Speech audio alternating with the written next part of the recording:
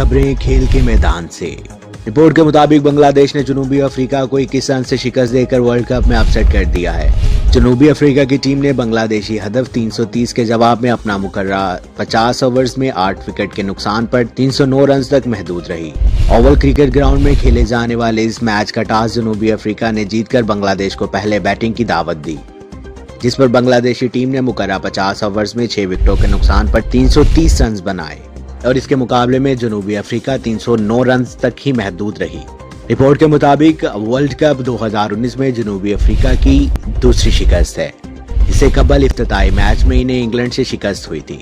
मजीद जानते हैं इस रिपोर्ट में।